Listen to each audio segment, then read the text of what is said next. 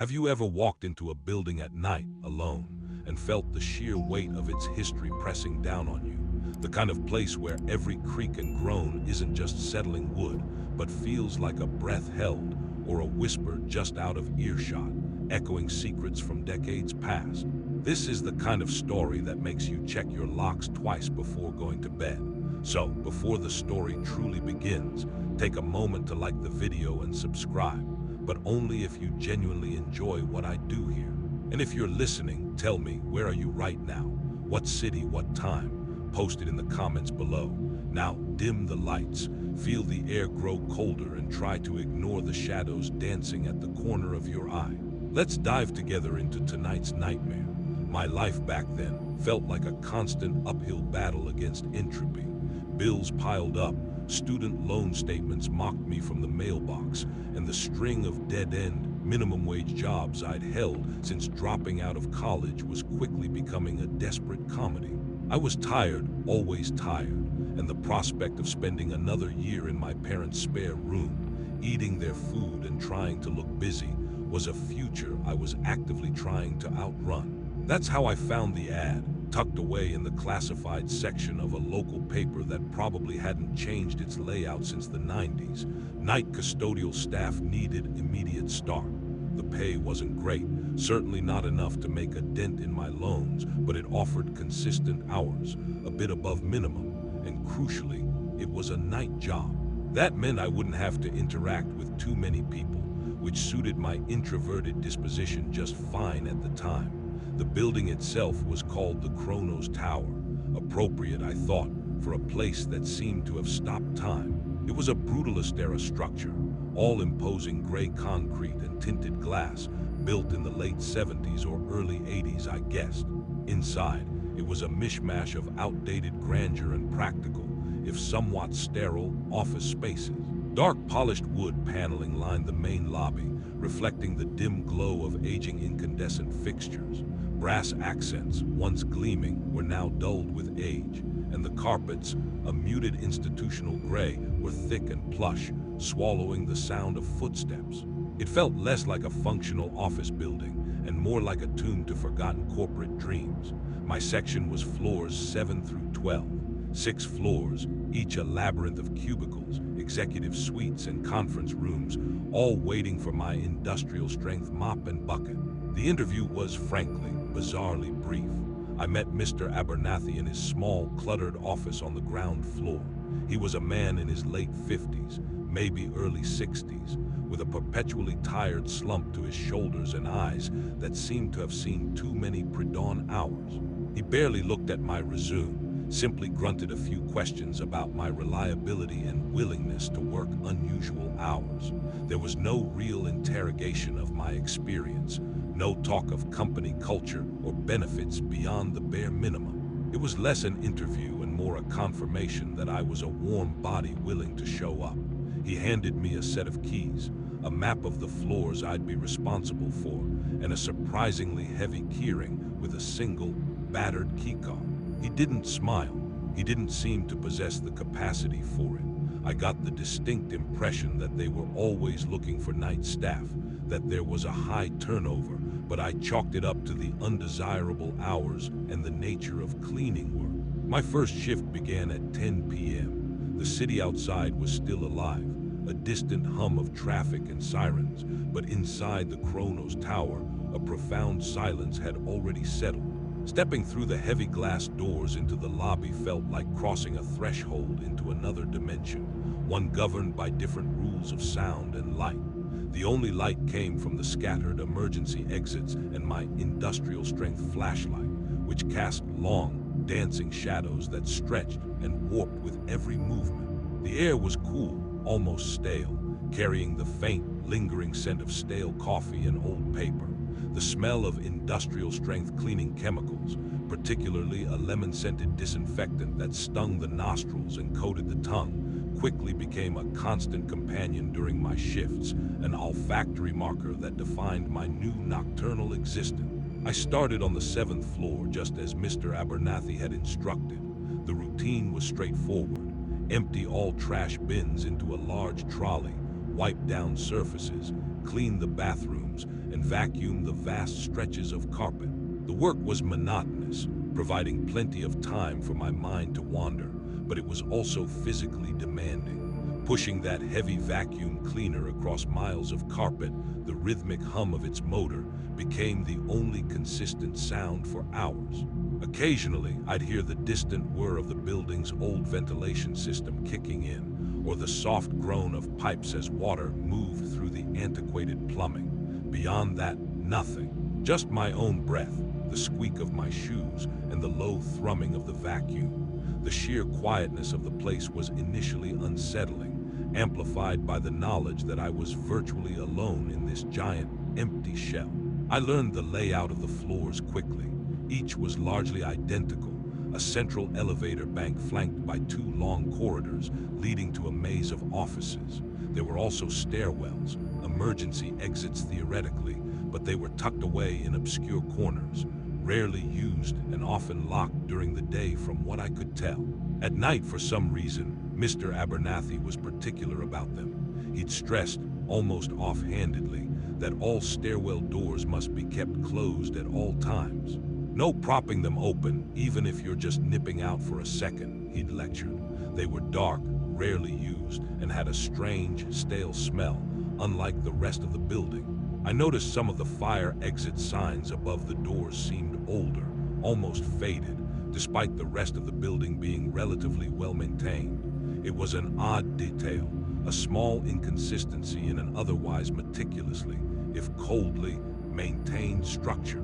During one of my first rounds, as I was pushing the vacuum cleaner down an exceptionally long hallway on the 9th floor, I thought I caught a flicker of movement just at the edge of my peripheral vision, at the far end, where the hall met another corridor.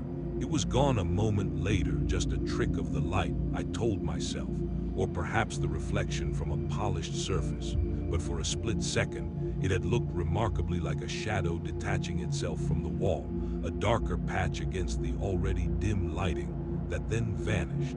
I stopped the vacuum, the sudden silence deafening. I strained my eyes, looking down the empty hallway, but there was nothing. No sound, no movement, just the oppressive stillness of the vacant offices. My heart gave a little lurch, but I quickly dismissed it. It was late, I was tired, and the human eye could play tricks in the dark. Still, a faint chill, unrelated to the building's air conditioning, had settled on my skin. I restarted the vacuum, its familiar hum a welcome comfort, and continued my work, trying to shake the lingering feeling that I hadn't been quite as alone as I thought. The initial weeks settled into a predictable rhythm. My internal clock quickly adjusted to the nocturnal schedule, trading sunlight for the artificial glow of fluorescent bulbs and the hushed quiet of the Kronos Tower. The work was demanding, but straightforward. I became intimately familiar with the layout of each floor, the exact turn of every hallway, the faint etchings on certain desks, or the particular squeak of a specific cubicle chair. I learned to navigate by memory, my flashlight beam a solitary lighthouse cutting through the pervasive gloom. The building, in its emptiness, became a kind of vast, silent companion. I'd occasionally pass by other night staff, a maintenance man, a security guard, but our interactions were brief, limited to curt nods and mumbled greetings. Everyone seemed to move with a quiet efficiency, as if afraid to disturb the profound stillness of the place. It was almost like we were all participants in a silent, shared secret. One night, about a month into the job, I was finishing up on the 12th floor, wiping down the polished surface of a large executive conference table. The room was expansive, with a panoramic window that by day would have offered a stunning view of the city skyline. At night, it was a reflective black void, mirroring the dim interior, making the room feel like it floated in empty space. I was lost in the repetitive motion, my mind half dreaming, when I heard a distinct thump from the hallway. It was heavier than a settling pipe, too solid to be the ventilation system. It sounded like something had fallen. My head snapped up. I stood still, listening, the silence of the building pressing in around me. Nothing. I waited a full minute, straining my ears, before deciding it must have been my imagination, or perhaps a sound from a floor above or below. Still, a prickle of unease traced its way up my spine. Later that same shift, as I was pushing my heavily loaded cleaning trolley towards the service elevator, I spotted Mr. Abernathy. This was unusual. He typically left me to my duties, only appearing at the start or end of my shift to nod a silent approval or issue a terse instruction. He was standing by the emergency stairwell door on the 10th floor, his back to me, fumbling with something on the wall next to it. As I got closer, I saw he was inspecting a small, barely visible crack in the plaster beside the doorframe. He looked agitated. His brow was furrowed, and he kept running his hand over the crack, almost as if trying to smooth it away. "Everything all right, Mr. Abernathy?" I asked, my voice sounding unnaturally loud in the quiet hallway. He spun around, startled, his eyes wide before quickly narrowing. "Just checking on things, Johnson," he grunted, his voice gruff, his gaze sweeping the hallway as if searching for something. "Building's old, needs constant looking after." He then fixed his gaze on me, his expression unreadable. "You're getting on well, I trust. No issues." "No, sir, everything's fine," I replied, a little taken aback by his intensity. He nodded slowly, then took a step closer, lowering his voice. "Good. Because there's something you need to understand, Johnson. A rule. It's not written down anywhere, but it's more important than any of the others." He paused, his eyes darting to the closed stairwell door, then back to mine. His usual weariness seemed to deepen, replaced by something akin to dread. "When you're working these night shifts, you'll be alone, for the most part. And when you're alone in a building this big, this quiet, your mind can play tricks on you." He paused again, a long, uncomfortable silence stretching between us. "There are things, sounds you might hear, things you might think you see. You might even feel a presence, a cold spot. Whatever it is, you listen to me very carefully. You never investigate. You ignore it. You keep your head down, you finish your work, and you get out, no matter what." His words hung in the air, heavy and thick. I blinked at him, trying to process what he was saying. "You mean, if I hear something, like a noise or something, I should just pretend I didn't?" "Exactly," he said, his voice flat, devoid of any room for argument. "No curiosity, no looking around corners, no going into rooms you weren't planning to clean just because you heard something inside, especially not the stairwells. Those doors are to remain closed at all costs. You hear a sound coming from one, you walk away, you go to another floor. You do not, under any circumstances, approach or open the stairwell doors if you hear something behind them. Do you understand, Johnson?" The way he emphasized, "especially not the stairwells," sent a shiver down my spine. It wasn't a suggestion, it was an absolute command, delivered with a chilling solemnity that suggested dire consequences for noncompliance. My initial thought was that he was testing me, perhaps seeing if I was the type to snoop around. Or maybe he just wanted to discourage any kind of slacking off, but the look in his eyes, it wasn't disciplinary. It was something deeper, something like fear or resignation. I nodded, a little dumbfounded. "Understood, Mr. Abernathy. No investigating." He studied me for another moment, his gaze piercing, as if trying to ascertain if I truly grasped the gravity of his instruction. Then, as quickly as the intensity had appeared, it vanished, replaced by his usual tired demeanor. "Good, carry on then. Just finish your shift and go home." He turned and walked away, disappearing down the corridor without another word, leaving me standing beside the innocuous-looking stairwell door, my heart hammering a little faster than before. I tried to dismiss it as an old man's eccentricity, a bizarre attempt to instill discipline, or maybe even a weird form of hazing for new night staff. But as I resumed cleaning, the silence of the building no longer felt merely quiet. It felt anticipatory. Every creak of the building, every distant hum, seemed magnified, imbued with a potential sinister meaning. I found myself instinctively avoiding direct eye contact with the reflective surfaces of the windows and the polished office doors, half expecting to see something moving in my peripheral vision, something that wasn't supposed to be there. I even caught myself holding my breath more often than not, listening, despite Mr. Abernathy's strict instruction to ignore. As I worked my way down to the 8th floor, the atmosphere seemed thicker, colder. The air had a peculiar, metallic tang to it that I hadn't noticed before, or perhaps I'd simply dismissed it as a cleaning chemical. I remembered the odd flicker I thought I saw on my first night, the almost shadow that detached itself from the wall. Was that the kind of thing he was talking about?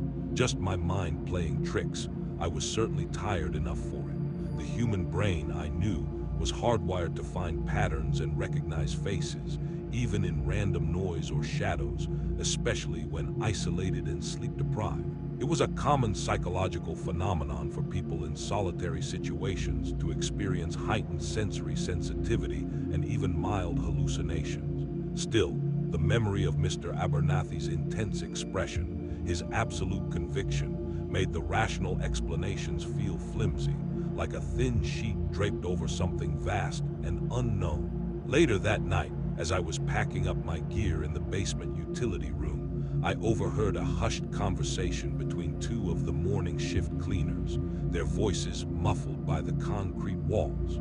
They were talking about someone, a previous night cleaner named Maria, who had apparently just stopped showing up. One of them speculated, probably just found a better gig or couldn't handle the weird hours. The other, an older woman with a weary face, simply sighed, or she broke the rule. Her voice was barely a whisper, but the words carried clearly in the quiet basement. They quickly changed the subject when they saw me, but the phrase, "broke the rule," resonated in my mind, adding another unsettling layer to Mr. Abernathy's unspoken directive. It suggested that there was a history here, a pattern of disappearances associated with this strange, terrifying rule. I felt a growing sense of dread, the kind that starts as a knot in your stomach and slowly unfurls, tightening around your chest. The conversation I'd overheard in the basement, coupled with Mr. Abernathy's chilling warning, transformed my perception of the Kronos Tower. It was no longer just a place of work. It was a place imbued with a sinister, unspoken threat. Every shift became an exercise in controlled paranoia. I found myself hyper-aware of every sound, every variation in the building's constant, low hum, the squeak of my cleaning trolley, the faint scratch of the vacuum cleaner, the distant whine of the elevators. They were the only constants, the only sounds I could trust as belonging to my reality. Everything else became suspect. The first truly unsettling incident occurred on a Tuesday night, about 6 weeks into my employment. I was on the 11th floor, meticulously wiping down the glass partition of an executive office. The floor was dark, save for the beam of my flashlight and the ambient emergency lighting. Suddenly, from the far end of the corridor, near the rarely used break room, I heard it, a distinct, rhythmic tapping sound. Tap, tap, pause, tap. Tap, tap, pause, tap. It wasn't loud, more like a gentle, persistent rapping on a hard surface. It sounded like fingernails, or perhaps a small object being repeatedly struck against wood. My heart immediately leaped into my throat.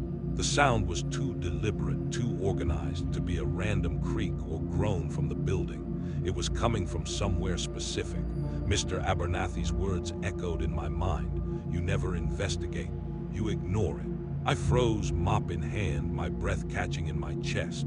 Every instinct screamed at me to turn, to walk towards the sound to see what it was. But the cold dread that had settled in my stomach, the memory of Maria and the ominous, broke the rule. It held me paralyzed. I stood there for what felt like an eternity, listening to the incessant, unnerving rhythm. It continued for perhaps another 30 seconds, consistent, unwavering. Then, as abruptly as it began, it stopped. The silence that followed was heavier, colder than before. I forced myself to breathe, a shaky, shallow gasp. My hands were trembling. I knew, with a certainty that chilled me to the bone, that the sound hadn't been my imagination. It had been real. I had a choice: follow Mr. Abernathy's rule, or succumb to my fear and curiosity. Sweating, despite the cool air of the building, I pushed my cleaning trolley to the nearest executive bathroom, my designated task. My hands fumbled with the cleaning supplies, my eyes darting nervously towards the corridor where the sound had originated. I cleaned the bathroom with a frantic efficiency, my movements stiff and robotic, desperate to finish and move on from that floor.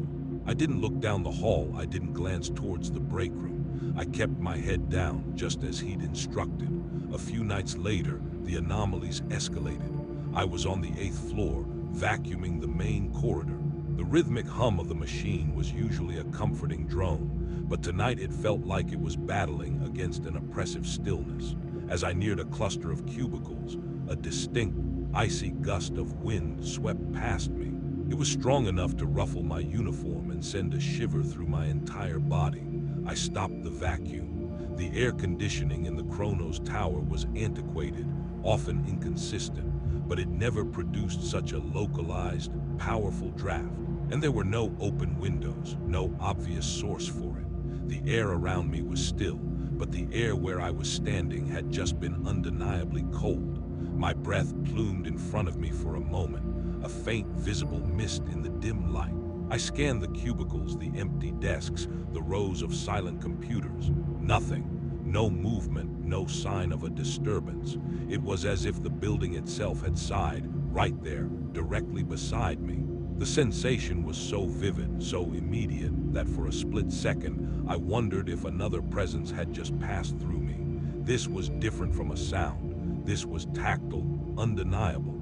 I decided, against my better judgment, to try and rationalize it. Perhaps a sudden, strong downdraft from a faulty vent, but the vents were overhead, not at torso level, and the cold was too intense, too specific. I resumed vacuuming, my heart thumping against my ribs. I picked up my pace, hurrying through my assigned tasks, a growing desperation to finish and escape the unsettling atmosphere of that floor. The most disturbing incident, however, involved the lights.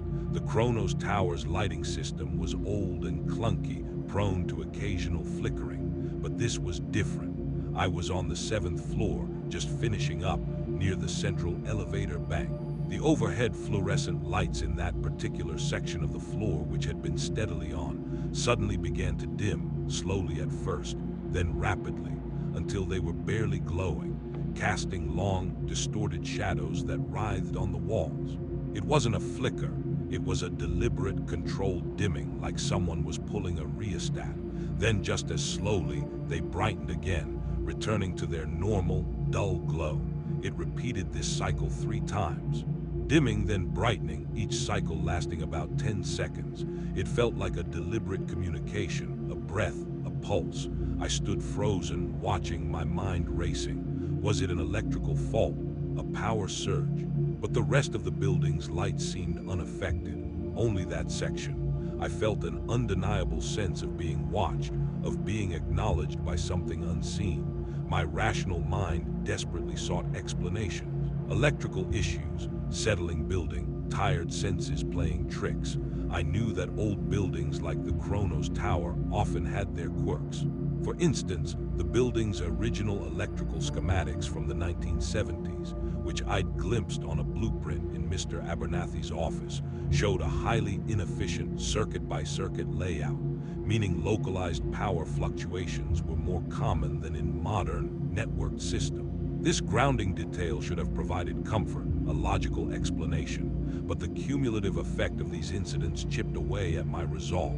The tapping, the icy gust, the deliberate dimming of the lights, they all felt too specific, too personal, to be mere coincidences. I began to question my sanity. Was I cracking under the pressure of the night shifts, the isolation, the sheer quietness of the building? Was my mind, starved for external stimuli, beginning to invent its own horrors?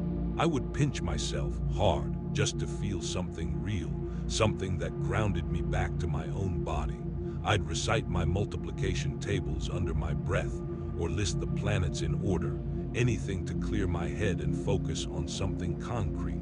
But then a distant creak would sound too much like a dragging footstep, or a faint whisper of air would feel too much like a breath close to my ear, and the doubt would return, stronger than before.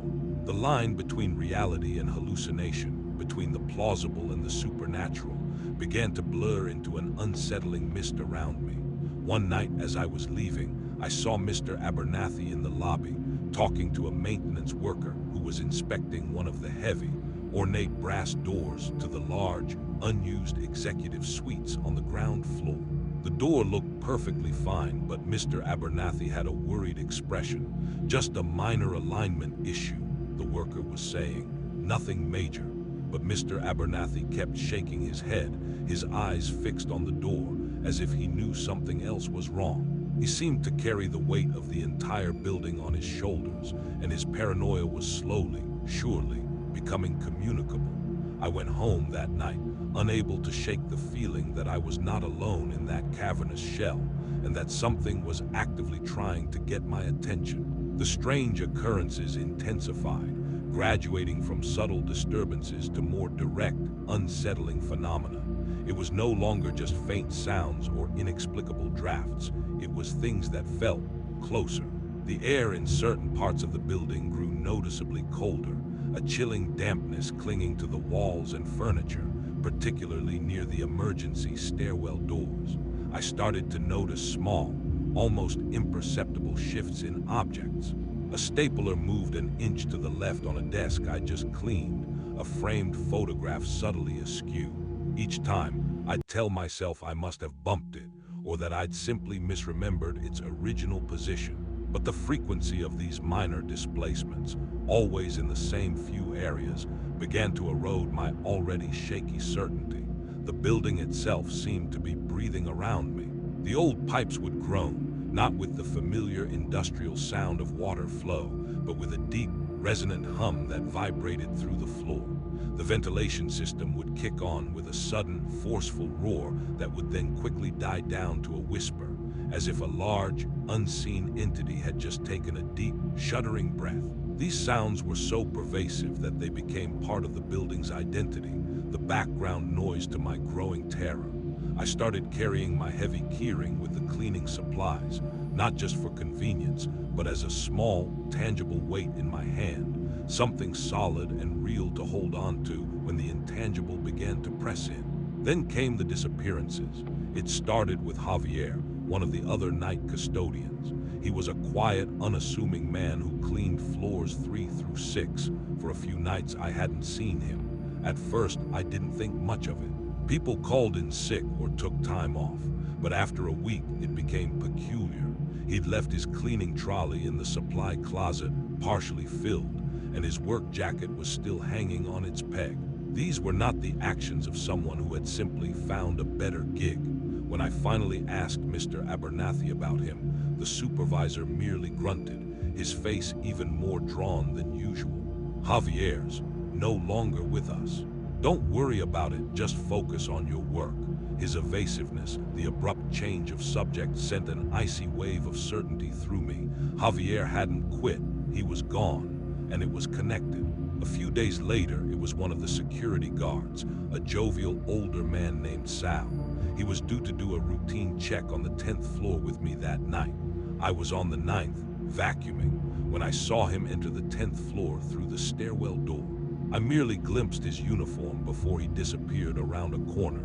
I continued my work, expecting to hear his familiar heavy footsteps or perhaps his keys jingling as he made his rounds, but the sounds never came. I finished the 9th floor, moved to the 10th, and began my cleaning route. The floor was completely empty. His security console, which he usually carried, was nowhere in sight. His walkie-talkie was silent. I checked the elevator, the stairwells, nothing. I found myself walking slower, my ears straining, a cold dread seeping into my bones. He was just gone. No alarm, no sign of struggle, no indication he had even been there beyond my brief sighting. He vanished from a floor I was about to enter. I called Mr. Abernathy on the intercom from my cleaning trolley. His voice, when it came through the static, was clipped. "What is it, Johnson?" "Mr. Abernathy, Sal's not here.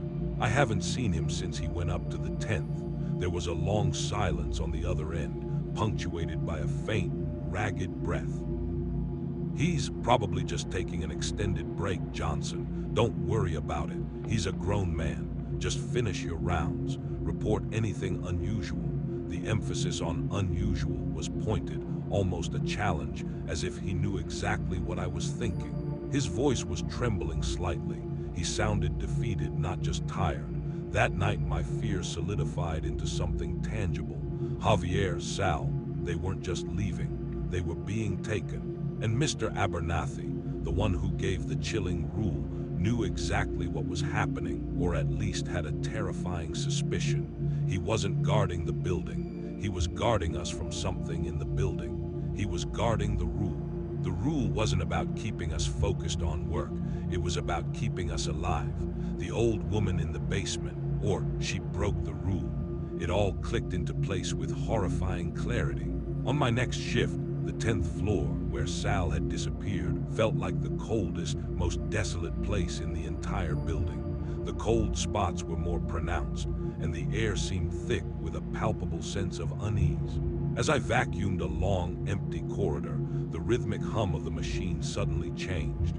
It didn't stop, but it began to sound distant, muffled, as if the sound waves were being absorbed by something dense and invisible around me. I kept pushing, but the vacuum's hum grew fainter, almost entirely disappearing, though I could feel the vibrations of its motor in my hands. The silence that filled its place was absolute, suffocating. Then I heard it, a faint, low whisper from somewhere directly in front of me, yet nowhere visible.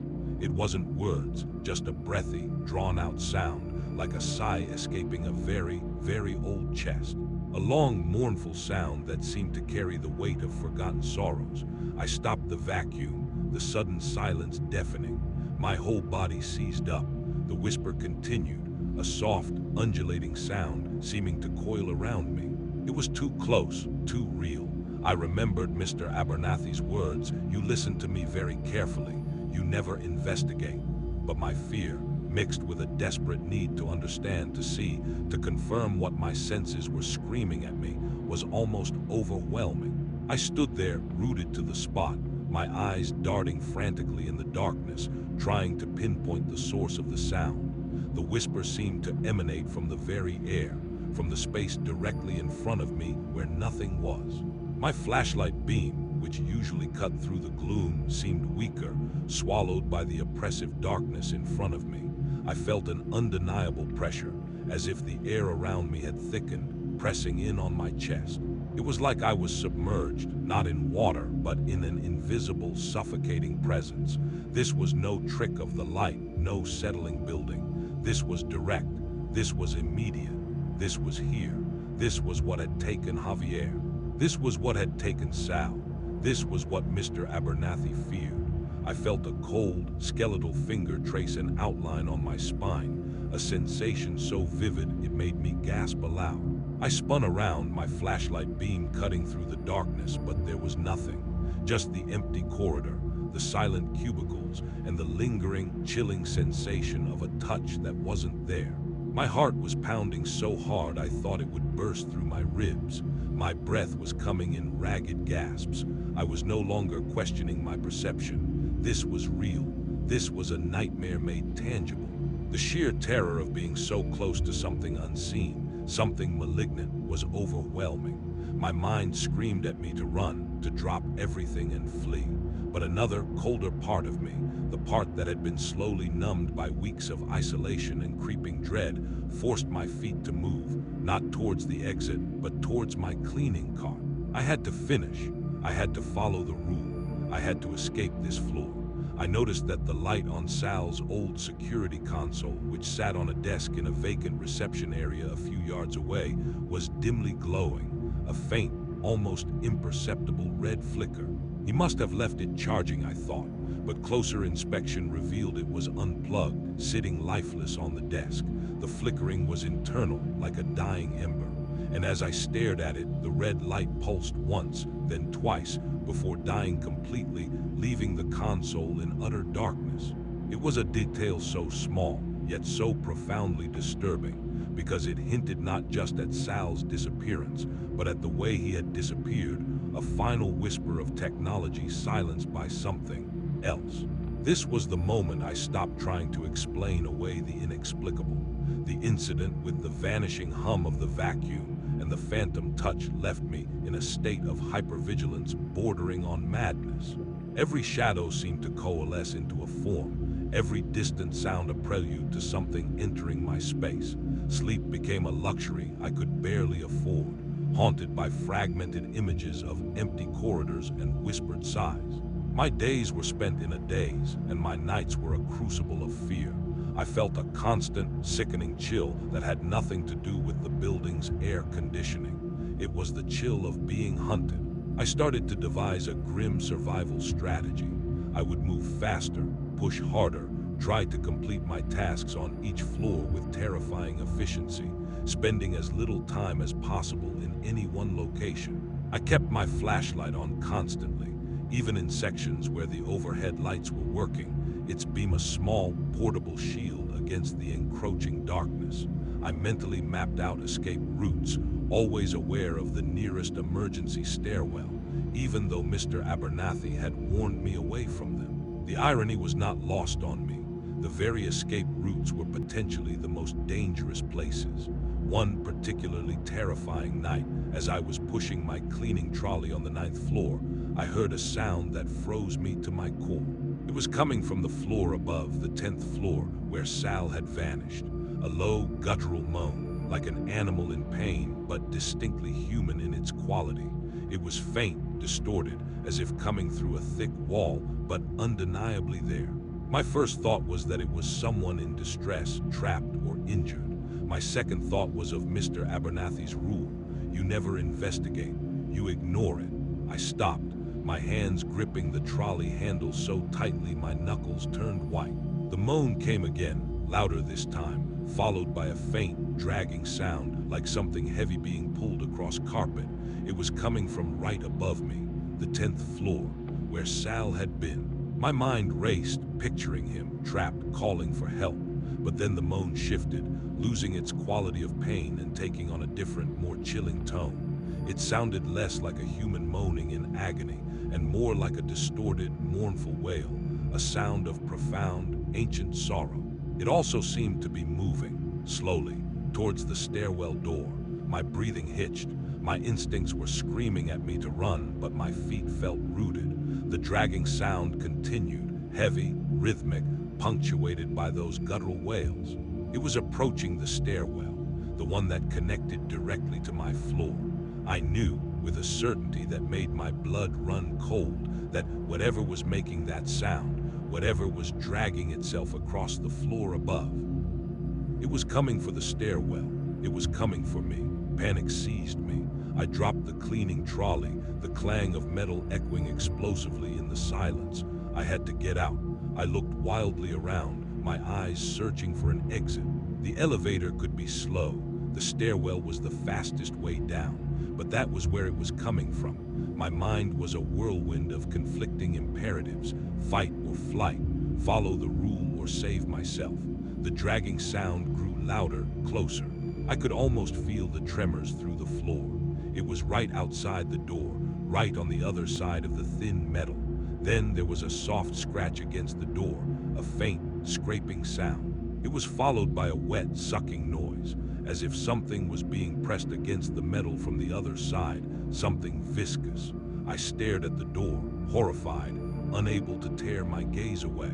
My flashlight, clutched in my trembling hand, illuminated the plain metal surface of the emergency exit. Was that a shadow moving behind the frosted glass panel in the door?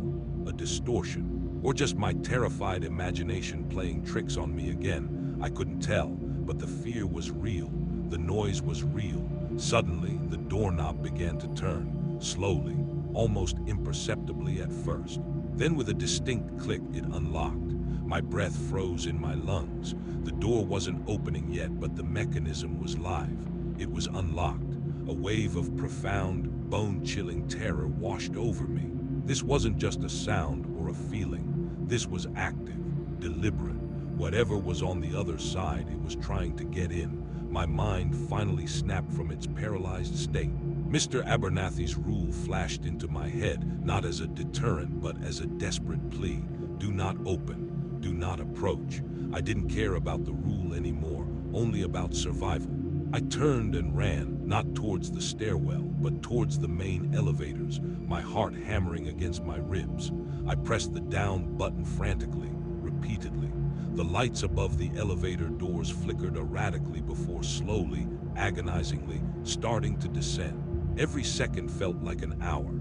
As I waited, I heard another sound from behind the stairwell door, a whisper. Not the mournful wail, but a distinct, low, guttural whisper, like gravel grinding against gravel.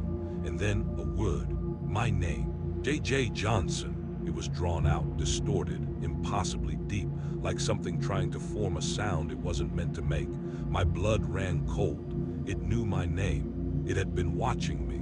The elevator doors finally slid open with a soft ding. I stumbled inside, hitting the ground button, and then frantically hitting the door close button over and over, as if my frantic pressing would somehow speed up the ancient mechanism. I could hear the dragging sound again, closer now, accompanied by that hideous guttural whisper, as if struggling to articulate more words. The doors slid shut just as I heard a loud thump against the outside of them, shaking the entire elevator car. I squeezed my eyes shut, pressing myself against the back wall, barely able to breathe. The ride down was the longest of my life. I felt disoriented, my mind reeling. The encounter shattered any remaining sliver of skepticism. This wasn't a trick of the light or a hallucination born of fatigue. There was something in the Kronos Tower, something ancient and malevolent, something that preyed on the night staff, something that communicated through unsettling phenomena and the forced disappearances of others. When the elevator doors finally opened on the ground floor, I practically fell out. The lobby, usually a place of quiet, muted light, seemed like a sanctuary. I ran stumbling through the heavy brass doors and into the cool night air. I didn't look back. I didn't slow down until I was several blocks away, gasping for air, leaning against a lamp post, the distant silhouette of the Kronos Tower looming against the faint glow of the city. I was shaking uncontrollably, tears streaming down my face. My mind, which had tried so hard to rationalize and explain, was now utterly broken by the undeniable reality of what I had experienced. I felt a deep, raw terror, but also a profound relief. I had followed one crucial part of the rule, not out of obedience, but out of sheer, absolute terror. I had not investigated. I had simply run. I knew with a chilling certainty that I could never go back. Not to that building, not to that job. The thought of stepping foot in that place again, of hearing that moan, that whisper, of seeing that doorknob turn, it was unthinkable. I had escaped, but the terrifying truth of the Kronos Tower felt like it had seeped into my very bones, leaving a cold, indelible mark. The question of what exactly it was, what it wanted, and why it was confined to that building haunted me. And more chilling still, whether it truly was confined. I didn't stop running until my lungs burned and my legs buckled beneath me. I found myself doubled over on a deserted street corner, gasping for air, the cold night air stinging my throat. The city lights, usually a comforting blanket, now felt like a harsh, indifferent glare. Every shadow seemed to writhe, every distant sound a potential pursuit. The Kronos Tower, a looming silhouette against the pale pre-dawn sky, felt like a gaping maw, its dark windows like unblinking eyes watching my panicked flight. My uniform was soaked with sweat, my hands were scraped from where I'd stumbled, and my entire body was trembling uncontrollably. I could still hear that guttural whisper, feel that phantom touch, taste the metallic tang of fear on my tongue. I didn't go home. I couldn't. The idea of being alone in the silence of my apartment, with those horrors echoing in my mind, was unbearable. Instead, I walked, aimlessly at first, then with a desperate purpose towards the nearest police precinct. I burst through the doors, a disheveled, hysterical mess, trying to articulate what had just happened. My words came out in a jumbled torrent of moans, whispers, dragging sounds, and turning doorknobs. The officer at the desk, a tired-looking man with kind eyes, listened patiently, then offered me a glass of water and a quiet, sympathetic nod. He took down a report, a bland, factual account of a distraught individual reporting perceived threats, but his gaze held a flicker of something that suggested he'd heard stranger things, or perhaps just recognized the sheer terror in my eyes. He suggested I might have been sleep-deprived or stressed and recommended I take some time off. He didn't dismiss me entirely, but I could tell he didn't believe a word of the real story. How could he? It was too far-fetched, too unbelievable. Even to me, moments after escaping, it felt like a nightmare I was still struggling to wake from. I called Mr. Abernathy from a payphone at a convenience store, my voice hoarse and cracking. "I can't come back, Mr. Abernathy," I stammered, the words tumbling out. "I can't. It tried to get me. It knows my name. I heard it. I saw the doorknob turn." There was a long silence on the other end, punctuated by a deep, ragged sigh. It wasn't a sigh of surprise or disbelief, but of profound weariness, of grim confirmation. "I know Johnson," he said, his voice flat, devoid of emotion. "I know." His tone wasn't accusatory, nor particularly sympathetic, just resigned. "You did well. You followed the rule mostly. You got out. What is it, Mr. Abernathy?" I pleaded, desperation in my voice. "What is in that building? What happened to Javier, to Sal, to Maria?" Another pause, even longer this time. "It's the building, Johnson, or what was left behind in it. It's been there longer than any of us. It feeds on, well, it feeds, and it doesn't like to be disturbed. It doesn't like curiosity. That's why the rule. That's why the warnings. It doesn't want you to know it's there until it's too late. It wants to lure you in, to make you curious, to make you break the rule." His voice was barely above a whisper now. "They broke the rule, Johnson, or they got too close. But what will happen now?" I asked, my voice barely audible. "It will pick someone else," he said, his voice regaining a detached, almost clinical tone. "It always does. We try to manage it. Keep it contained. Keep people from getting too close." He paused. "Are you all right, Johnson? Are you safe?" "I think so," I replied, though the words felt hollow and untrue. "I'm not going back." "Good," he said, and the line went dead. He didn't ask me to return my keys or collect my final paycheck. It was as if I had become another one of the vanished, merely from having escaped. The phone call provided no real closure, only a chilling confirmation of the supernatural horror I had endured. It left me with more questions than answers, but one thing was undeniably clear. Mr. Abernathy knew. He had always known, and he worked there day after day, year after year, just managing the horror, pushing new, unsuspecting people into its maw. I never returned to the Kronos Tower. I couldn't even bring myself to walk past it. The very thought sent shivers down my spine. The building became a black hole in my memory, a place I had visited but could never fully escape. I tried to find information about it online, about its history, any past incidents. But the Kronos Tower was just another nondescript office building, listed in city records as built in the late 1970s, owned by a holding company. There were no news articles about disappearances, no local legends, nothing. It was as if the city itself had collectively decided to ignore the malevolent presence within its concrete shell. This in itself was a chilling, grounding detail. How easily horrifying truths could be buried under layers of bureaucracy and public indifference. It made the entire experience feel even more isolated, more terrifyingly real without any external validation. Days turned into weeks, weeks into months. I eventually found another job, something during the day where I was surrounded by people, by natural light, by the comforting hum of normal life. But the night shifts in the Kronos Tower had irrevocably altered me. I developed a profound, almost debilitating fear of silence, of darkness. Every creak of my apartment building, every distant siren, every rustle of leaves outside my window sent my heart racing. I slept with a nightlight, and sometimes with all the lights on. I checked the locks on my doors and windows compulsively, multiple times before bed. The image of that turning doorknob seared into my mind. I often wondered about Mr. Abernathy. Was he still there, recruiting new, unsuspecting night staff, offering them the unspoken rule with his tired, resigned gaze? Was he just another victim, trapped in a macabre dance with the entity, trying to minimize its reach? Or was he something more? An accomplice, perhaps, or a guardian of a terrible secret. The ambiguity of his role, his complicity, haunted me almost as much as the entity itself.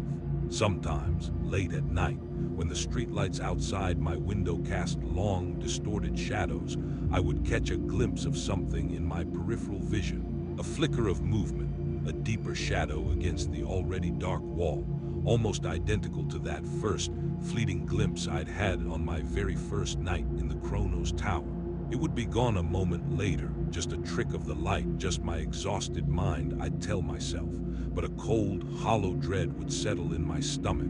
The entity, whatever it was, had known my name. It had touched me. It had tried to follow me. What if it wasn't just confined to the Kronos Tower? What if it had found a way to attach itself to me, a lingering curse from that monstrous building? What if it was waiting, just beyond the veil of my vision, for me to let my guard down, for me to finally investigate what hides in the darkness of my own home? The thought was a chilling, constant companion, a reminder that some nightmares don't end when you wake up. It's been years now since I worked those night shifts, since I ran screaming from the Kronos Tower. The memories, initially sharp and vivid like shards of glass, have dulled somewhat, softened by the passage of time, but they haven't vanished. They linger like a phantom limb, a constant ache beneath the surface of my everyday life. I've tried therapy, tried to rationalize it, to convince myself it was all a product of stress, isolation, and an overactive imagination. But the terror was too real, the evidence too chillingly personal.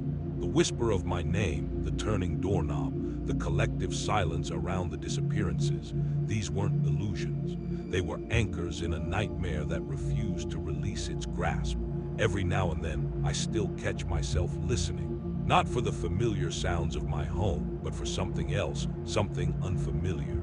A distant moan that isn't the wind, a faint tapping that isn't the house settling, a sudden drop in temperature in a single corner of the room. I tell myself it's just paranoia, a lingering echo of a traumatic experience. But then I remember Mr. Abernathy's voice, his absolute certainty. It will pick someone else, it always does. And the unsettling question surfaces, cold and sharp. If it picked me and I escaped, could it still be looking for me? Or did a fragment, a lingering tendril of its malevolence escape with me? I live with the constant, unsettling feeling that I am never truly alone, especially in the quiet hours of the night. The darkness holds a new personal dread. I check the locks, I dim the lights, but I never turn them all off. Not completely.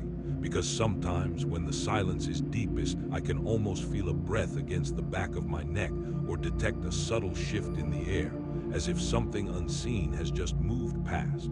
And in those moments, I know with chilling certainty that the Kronos Tower may be behind me, but the horror it contained might still be out there. Or worse, it might be right here,